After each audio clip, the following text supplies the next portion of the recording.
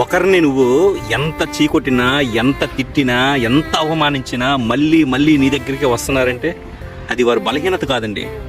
వాళ్ళు ఆ మాటలు మర్చిపోయి ఆ మాటలు వన్న మాటలు వాళ్ళు దిగమింగుకొని ఆ కన్నీళ్ళను తుడుచుకొని వద్దన్నా సరే నీ దగ్గరికే వస్తున్నారంటే వేరే ఆప్షన్ లేకేం కాదండి.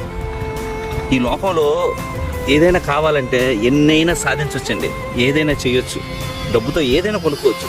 కానీ మళ్ళీ మళ్ళీ నీ దగ్గరికే వస్తున్నారంటే కారణం ఆలోచించావు ఎప్పుడైనా? ఎందుకంటే ఈ ప్రపంచంలో ఎవ్వరికి ఇవ్వని స్థానాన్ని నీకు ఇచ్చారు కాబట్టి. అర్థమైందా? నీకు ఇచ్చారు కాబట్టి మళ్ళీ మళ్ళీ నీ దగ్గరికి వస్తున్నారు. నువ్వెంత చీకొట్టినా సరే. చివరిగా ఒక మాట చెప్తా, గుర్తుపెట్టుకో. మన కోసం ఎదురు చూసే మనిషి ఉండడం మన గొప్పతనం కాదండి, మన అదృష్టం అది. అలాంటి వాళ్ళని మనం విడిచిపెట్టుకుంటే వాళ్ళు వెళ్ళిపోయాక తెలుసుద్దండి ఆ బాధ ఏంటనేది. అర్థం చేసుకుంటారు అనుకుంటున్నాను. మన కోసం కన్నీరు కార్చే మనుషుల్ని మనం ఎప్పుడు విడిచిపెట్టుకోకూడదు. ఇది లైఫ్లో గుర్తుపెట్టుకో. బాయ్, ఉంటా మరి.